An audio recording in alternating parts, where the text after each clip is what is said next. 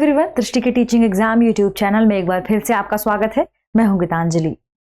जैसा कि आप सभी जानते हैं कि हम यहाँ केंद्रीय शिक्षक पात्रता परीक्षा यानी सीटेट के, ध्यान रखें सीटेट यानी क्या, यानी central teacher eligibility test, central teacher eligibility test CTET के प्रीवियस ईयर क्वेश्चंस पर डिस्कशन कर रहे हैं। अब इंपॉर्टेंट बात कि कौन से प्रीवियस ईयर क्वेश्चन, तो देखिए सीटेट में जो हमारा पेपर 2 है, कक्षा 6 से कक्षा 8 के लिए पेपर 2 में सामाजिक विज्ञान खंड के भूगोल विषय से पिछले वर्षों में किस तरीके से प्रश्नों को फ्रेम किया गया है, किस तरीके से प्रश्नों को पूछा गया है, उन प्रश्नों पर हम यहाँ चर्चा कर रहे हैं। ठीक है, तो आइए बिना किसी देरी के आज के एपिसोड की शुरुआत करते हैं और देखते हैं कि कौन कौन से प्रश्नों को ज्योग्राफी से पूछा गया है विगत वर्षों में। ठीक, पहला प्रश्न है, देखिए प्रश्न है सही कथन का चयन कीजिए। हमारे पास ऑप्शन क्या है, ऑक्सीजन सर्वाधिक पाई जाने वाली गैस है। दूसरा है वायु में ऑक्सीजन की मात्रा समान बनी रहती है क्योंकि मनुष्य तथा पशु सांस लेने में इसका प्रयोग करते हैं तथा पौधे इसका उत्पादन करते हैं। तीसरा यानी सी कथन है ऑक्सीजन को ग्रीन हाउस गैस भी कहा जाता है। और कथन डी है वायुमंडल में ऑक्सीजन का स्तर बढ़ने से भूमंडलीय तापन बढ़ जाता है। यह प्रश्न सीटेट 2021 के जो पेपर हुआ था उस पेपर में पूछा गया था। अब इंपॉर्टेंट बात यह कि देखिए, आपको यदि आप वायुमंडल के बारे में पढ़ते हैं और वायुमंडल में कौन कौन सी गैसें हैं इनके बारे में ठीक से पता होना चाहिए। जब हम वायुमंडल के फॉर्मेशन की बात करते हैं, वायुमंडल यानी क्या, यानी बहुत सारी गैसों का आवरण, जिसमें बहुत सारी गैसें क्या है, मिक्स है, और इन सभी गैसों के आवरण से ही बनकर वायुमंडल का निर्माण हुआ है। और यदि हम वायुमंडल में इन गैसों की प्रतिशत की बात करें तो सबसे ज्यादा जो प्रतिशत वायुमंडल में गैसों का है उसमें सबसे ज्यादा प्रतिशत है नाइट्रोजन का। ध्यान रखिए, नाइट्रोजन नाइट्रोजन का जो हमारी वायु में प्रतिशत है वह है लगभग 78%। ठीक, और लगभग 21%, ध्यान रखिए, वह है ऑक्सीजन।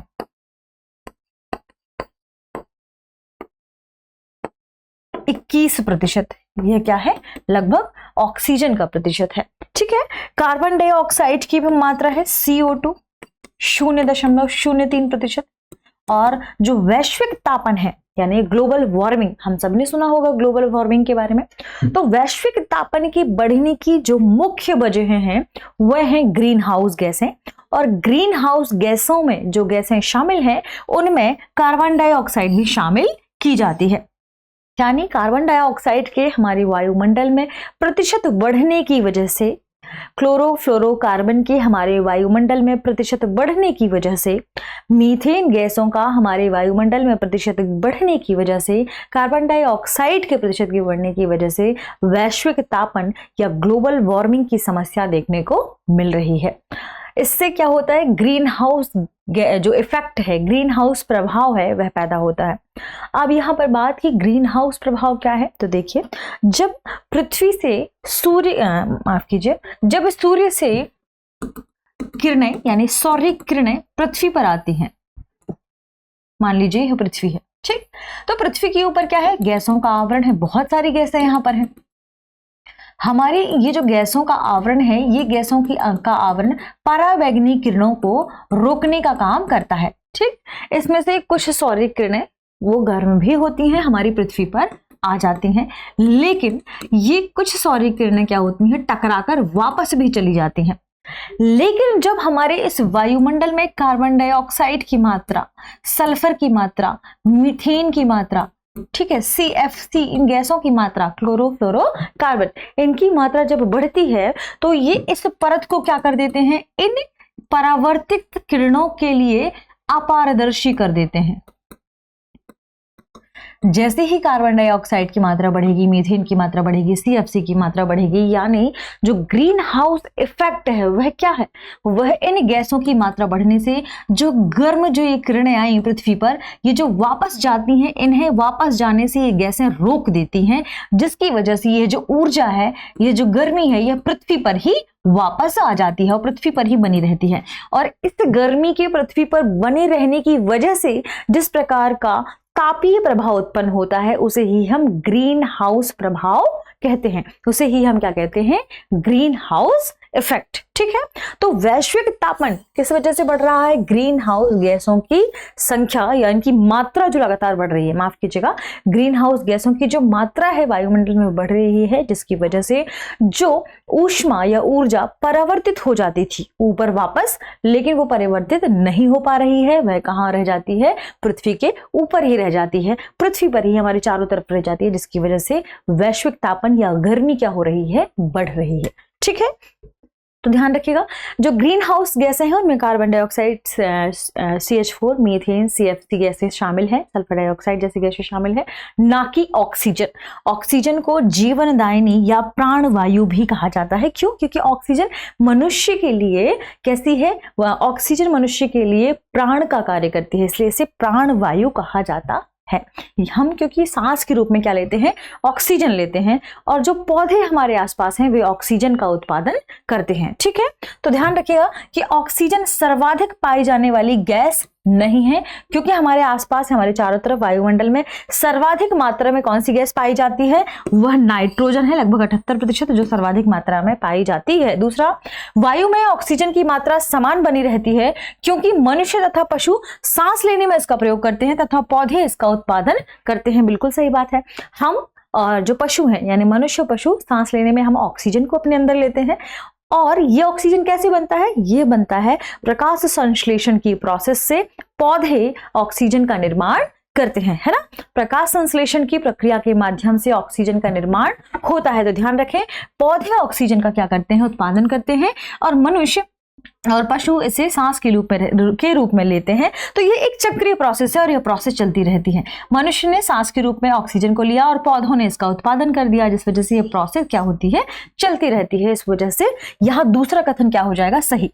आपको सही कथन ही चुनना है। तीसरा कथन है, ऑक्सीजन को ग्रीन हाउस गैस भी कहा जाता है। अभी हमने देखा कि ऑक्सीजन प्राणवायु है, ना कि ग्रीन हाउस गैस। ऑक्सीजन की वजह से पृथ्वी पर वैश्विक तापमान नहीं बढ़ता है, ऑक्सीजन की वजह से पृथ्वी पर टेम्परेचर नहीं बढ़ता है, इस बात को ध्यान रखना है। ठीक है, तो यहां पर तीसरा कथन क्या हो जाएगा? गलत, क्योंकि ऑक्सीजन ग्रीन हाउस गैसों में शामिल नहीं है। ठीक है, चौथा है, वायुमंडल में ऑक्सीजन का स्तर बढ़ने से भूमंडलीय तापमान बढ़ जाता है। ग्लोबल वार्मिंग की बात की जा रही है, तो देखिए वायुमंडल में यदि ऑक्सीजन की वृद्धि होगी, इससे भूमंडलीय तापमान का कोई संबंध आप कह सकते हैं कि यहाँ इस प्रश्न में आप देखेंगे कि नहीं माना जाएगा। क्यों?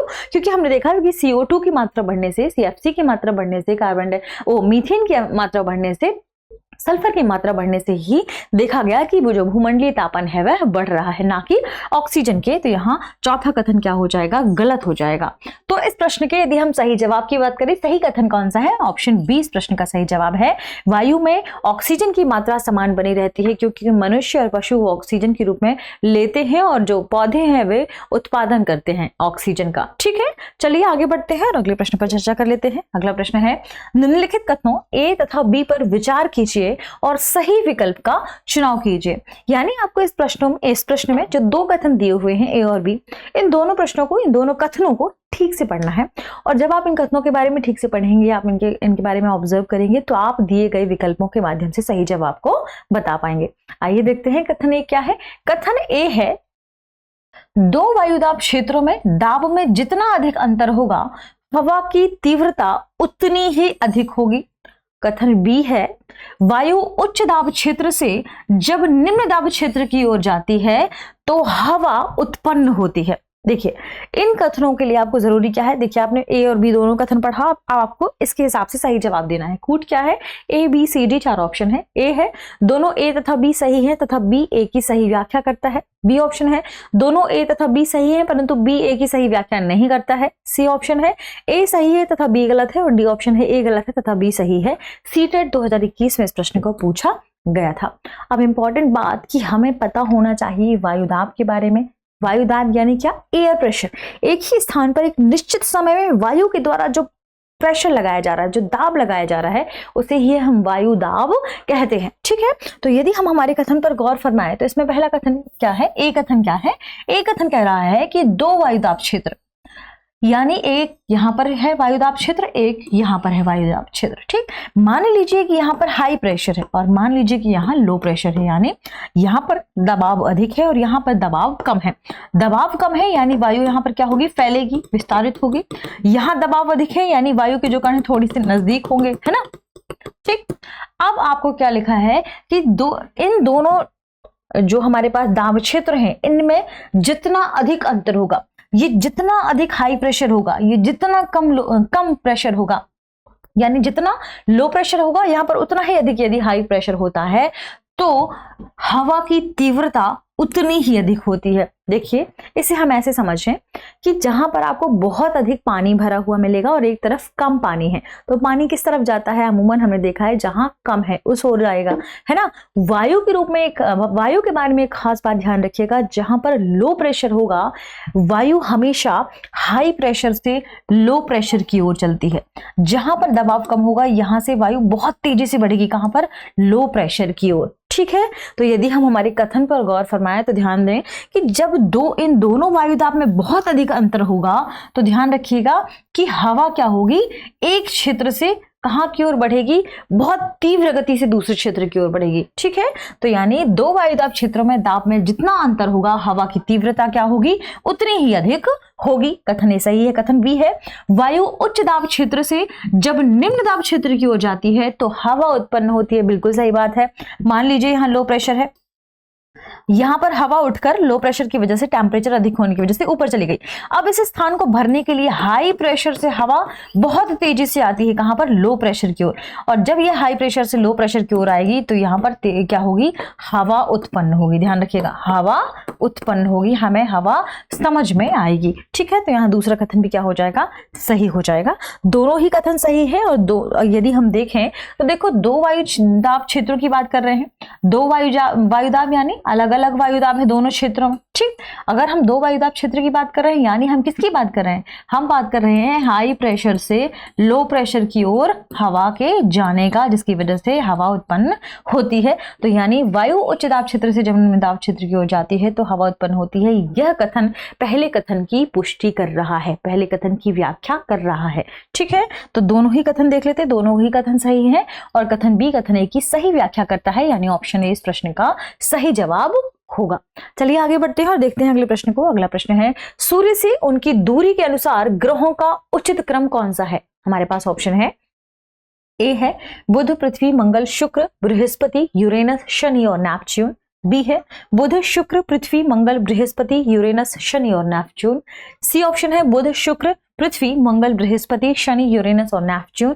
डी ऑप्शन है बुध, पृथ्वी, मंगल, शुक्र, बृहस्पति, शनि, यूरेनस और नेपच्यून। यह प्रश्न सीटेट 2021 के प्रश्न पत्र में पूछा गया था। देखिए, जब हम सौरमंडल की बात करते हैं तो हम जानते हैं कि सूर्य और उसके आसपास के 8 ग्रह मिलकर क्या करते हैं, सौरमंडल का निर्माण करते हैं। लेकिन इन 8 ग्रहों के साथ साथ सौरमंडल के निर्माण के लिए जरूरी क्या है कि सभी प्रकार के खगोलीय पिंड, क्षुद्र ग्रह, उल्का पिंड, ये सभी इसके भीतर शामिल हो जाते हैं और यही सब मिलकर सौरमंडल का निर्माण करते हैं। यानी सौरमंडल की जब हम परिभाषा देंगे तो इसमें क्षुद्र ग्रह, उल्का पिंड सभी शामिल हो जाएंगे। ठीक है, अब यदि हम बात करें कि हमारे 8 ग्रहों में कौन कौन से ग्रह हैं और इनका क्रम क्या है। मान लीजिए सन है, क्योंकि हम सभी जानते हैं जो सभी ग्रह हैं जो सूरज के चारों ओर चक्कर लगा रहे हैं, ये सभी ग्रह सूरज के चारों ओर दीर्घ वृत्ताकार मार्ग में चक्कर लगाते हैं, है ना। और इस दीर्घ वृत्ताकार मार्ग में चक्कर लगाने में सूर्य के नजदीक से लेकर दूर जाने तक का ग्रहों का क्रम क्या है, तो ध्यान रखें, सबसे पहले सूर्य के सबसे नजदीक जो ग्रह है वह है बुध। फिर आगे जैसे ही हम बढ़ते हैं तो आएगा शुक्र, फिर तीसरे नंबर पर है पृथ्वी, चौथे नंबर पर जो ग्रह है वह है मंगल। ठीक, मंगल के बाद है बृहस्पति,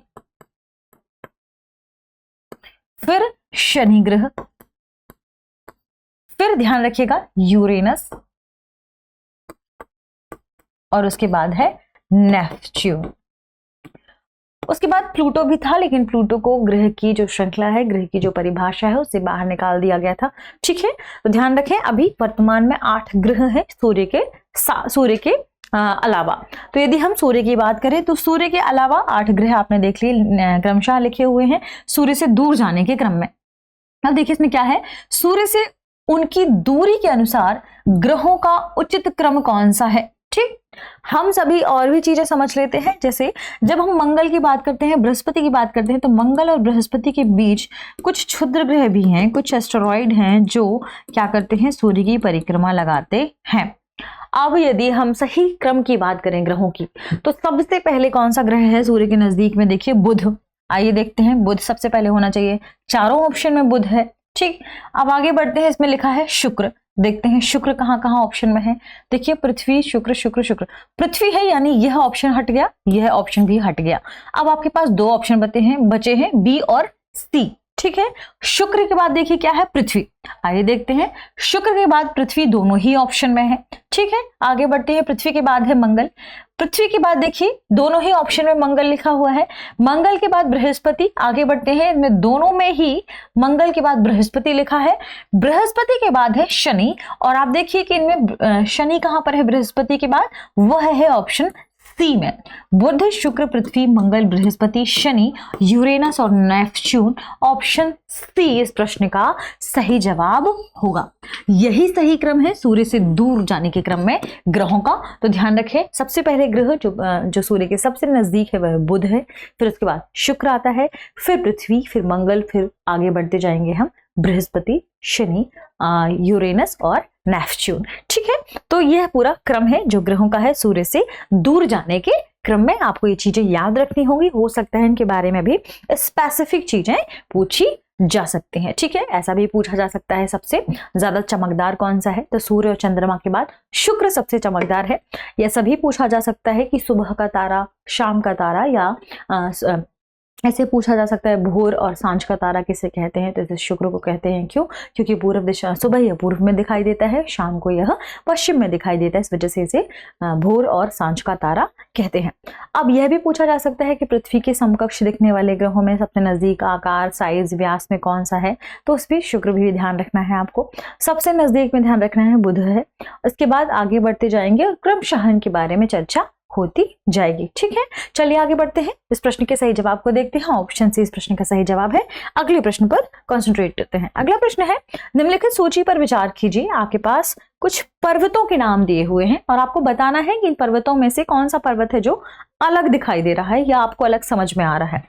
इस प्रश्न को हल करने के लिए आपको जरूरी हो कि आपके पास वैश्विक लेवल पर, इंडिया के साथ साथ ध्यान रखें, वैश्विक लेवल पर जो बड़े बड़े पर्वत हैं, जो बड़ी बड़ी नदियां हैं, उनके बारे में आपको पता होना चाहिए। सबसे इंपॉर्टेंट बात कि जब हम पर्वतों के बारे में पढ़ते हैं तो पर्वतों के बारे में ये पता हो, इनका जो आधार है वह चौड़ा होता है, इनका जो शीर्ष है वह कैसा होता है, नुकीला होता है ना, यह शंकु के आकार का होता है, शंक्वाकार होता है, इन्हें हम पर्वत कहते हैं। बहुत ऊंचाई तक पर्वत पाए जाते हैं। कई बार बादल से ऊंचे भी पर्वत हमें देखने को मिले हैं। जैसे जैसे आप ऊपर बढ़ते जाएंगे टेम्परेचर आपको कम हो जाएगा, ठंडा जो आसपास का क्षेत्र है वह ठंडा होता जाता है। पर्वतों के बारे में खास बात कि जो पर्वतों का निर्माण होता है वह अलग अलग तरीके से होता है। कुछ पर्वतों का निर्माण ज्वालामुखी की प्रक्रिया की वजह से हो रहा है, ज्वालामुखी की प्रक्रिया के माध्यम से जो लावा बहुत तेजी से ऊपर की ओर उठते हैं, इस प्रकार से भी पर्वतों का निर्माण होता है। कुछ पर्वतों का निर्माण भ्रंशोथ जो प्रक्रिया है या प्रोसेसेस के माध्यम से होता है। इसमें क्या होता है, भ्रंशोथ का मतलब वह कि बहुत तेजी से क्या हो रहा है, या तो आसपास वाला क्षेत्र नीचे की ओर धंस गया तो उसके आसपास वाला क्षेत्र ऊपर की ओर उठ गया, वहां पर्वत बन गए, या तो आसपास वाला क्षेत्र अपने समीप वाले स्थान से ऊपर की ओर उठ गया, तो इसके माध्यम से भी पर्वतों का निर्माण होता है। कुछ पर्वत ऐसे हैं जो वलित या वलन की प्रक्रिया के माध्यम से निर्मित होते हैं। वलन की प्रक्रिया यानी क्या, जैसे ही प्लेट टेक्टोनिक तो आप सभी ने पढ़ा ही होगा। इसमें क्या होता है, अंदर से बहुत तेजी से अवसाद ऊपर की ओर निकलता है और इसमें प्रोसेस कुछ इस तरीके से होती है, वलित। तो अवसाद क्या होते हैं, इस तरीके से वलित इनका निर्माण हो जाता है। पर्वतों का अवसाद बहुत तेजी से निकलता है, संपीड़न हुआ और इसकी वजह से बहुत तेजी से अवसाद कुछ इस तरीके से हो गए। ठीक, तो ध्यान रखिएगा, अलग अलग प्रोसेस के माध्यम से, वलन की प्रक्रिया के माध्यम से वलित पर्वतों का निर्माण होता है, यह हमें ध्यान रखना है। ठीक, अब यदि हम बात करते हैं कि कई ऐसी प्रोसेस हैं, कई ऐसी प्रक्रियाएं हैं कि कैसे हम इन पर्वतों को आइडेंटिफाई करेंगे। पर्वतों को जब आइडेंटिफाई करने की बात आती है तो हमें ध्यान रखना होगा कि जैसे ही आपने किसी पेज पर क्या किया, फोर्स लगाया और आपने देखा कि वो वलित हो गए, तो इस प्रकार के पर्वतों को हम वलित पर्वत कहेंगे। कुछ इस तरीके से वलित पर्वतों का निर्माण होता है। ठीक, यदि हम बात करें समीपवर्ती स्थान से कोई स्थान, कोई मान लीजिए कोई ये भूमि है जो कुछ इस तरीके से जिसका फॉर्मेशन है, पहली लेयर उसकी इस तरीके से है, दूसरी लेयर कुछ इस तरीके से है। ठीक है, अब यहां पर किसी प्रकार का दबाव हुआ, यह लेयर नीचे की ओर चली गई, ध्यान रखिए यह लेयर नीचे की ओर चली गई,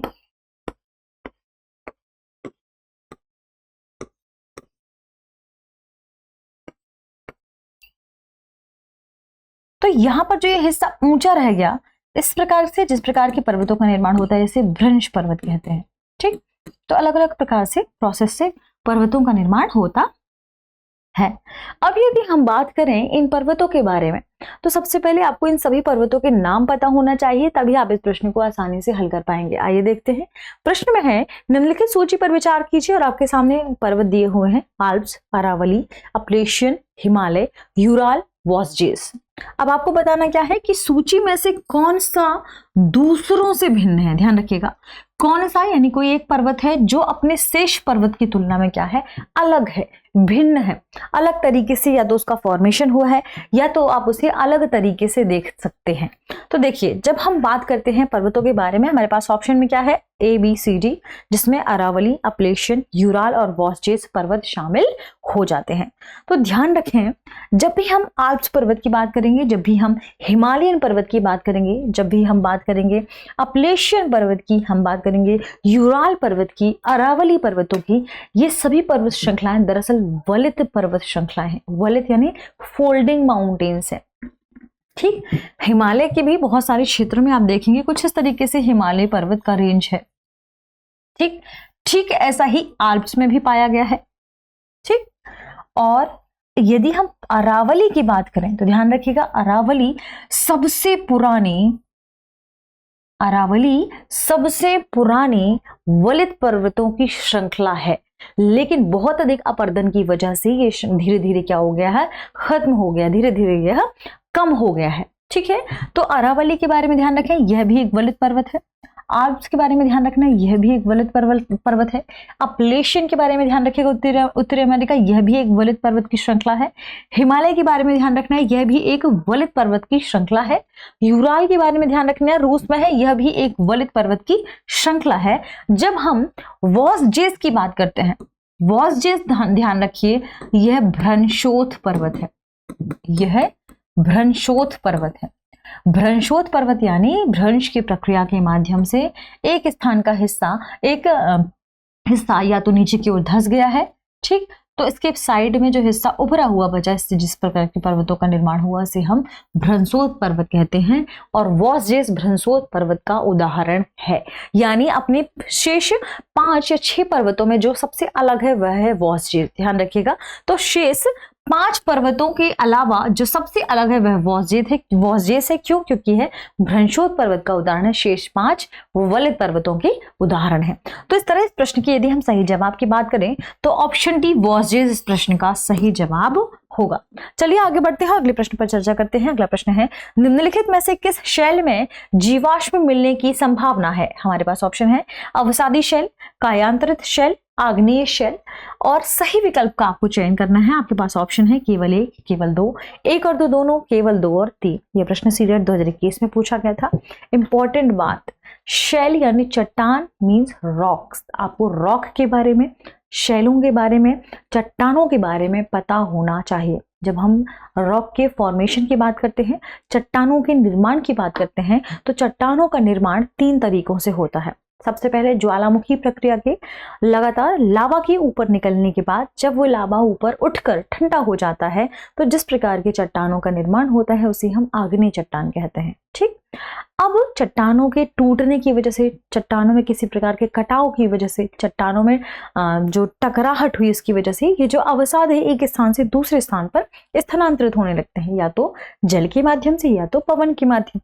और जब ये एक स्थान से दूसरे स्थान पर जो अवसाद है स्थानांतरित होकर कहीं दूसरी जगह, ये चूंकि अदृढ़ है, आदरणीय मतलब एक स्थान पर जाकर जम गए, उसके ऊपर दूसरी परत आके जम गई, फिर तीसरी परत आके जम गई, तो अवसादों की एक परत आके पूरी जम जाती है। इन बीच में छोटे छोटे या बहुत पुराने पेड़ पौधों के पत्ते भी पाए जाते हैं, मृत जीव जंतु भी पाए जाते हैं, यानी इनमें जीवाश्म की मात्रा होती है। और ये चट्टान है अवसादी चट्टानें। तो चट्टानों के टूटने से, इनके आपसी टकराहट की वजह से पवन और जो जल है इसके स्थानांतरण के फलस्वरूप जो अवसादों की परत के जमने से जिस प्रकार की चट्टान का निर्माण होता है उसे अवसादी चट्टान कहते हैं। और जो जीवाश्म हैं, जो पत्ते हैं सड़े गले, ये सब अवसादी चट्टानों में पाए जाते हैं, क्योंकि यह एक प्रोसेस है, लंबी प्रक्रिया। इसमें बीच बीच में जीवाश्म आपको देखने को मिल सकते हैं। जबकि आग्नेय चट्टान में आपको जीवाश्म क्यों नहीं मिलेंगे? क्योंकि लावा बहुत गर्म होता है ज्वालामुखी का, और बहुत अधिक यदि लावा गर्म होगा, यानी वहां पर जो भी जीवाश्म होंगे, जो भी पेड़ पौधे होंगे, मृत अवशेष होंगे, वे क्या होंगे? जल जाएंगे, पूरी तरीके से नष्ट हो जाएंगे। ये आपको ध्यान रखना है कि पूरी तरीके से नष्ट हो जाएंगे, जबकि अवसादों में ये कोयले या अन्य चीजों के रूप में मिल सकते हैं। तो ध्यान क्या रखना है कि जो आग्नेय चट्टान है वहां पर जीवाश्म नहीं होगा, अवसादी चट्टानों में जीवाश्म की मात्रा पाई जा सकती है, जबकि कायांतरित में भी और अधिक टेम्परेचर होगा और अधिक दबाव होगा, यानी यहाँ भी अवसाद नहीं होंगे। अवसादों के मिलने की संभावना सबसे अधिक है, ध्यान रखें, अवसादी चट्टान में। तो इस प्रश्न की यदि हम सही जवाब की बात करें तो ऑप्शन ए अवसादी चट्टान इसका सही जवाब होगा।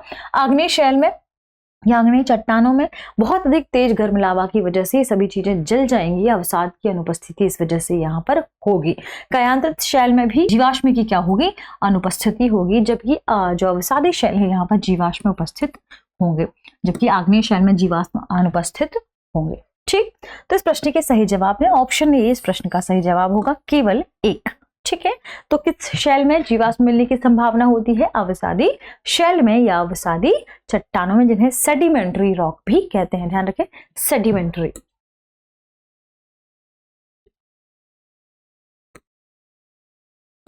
ठीक, तो आपको ये सारी चीजें ठीक से याद रखनी होंगी, ताकि यदि प्रश्न में इस तरीके से कोई प्रश्न पूछा जाता है या कभी भी एग्जाम में ऐसे प्रश्न फ्रेम किया गया तो आप इन तथ्यों के माध्यम से प्रश्नों को सही कर पाए। ठीक है, तो आज के वीडियो में इतना ही। मिलते हैं अगले एपिसोड में कुछ खास प्रश्नों के साथ। तब तक पढ़ते रहिए, रिवीजन करते रहिए। शुक्रिया।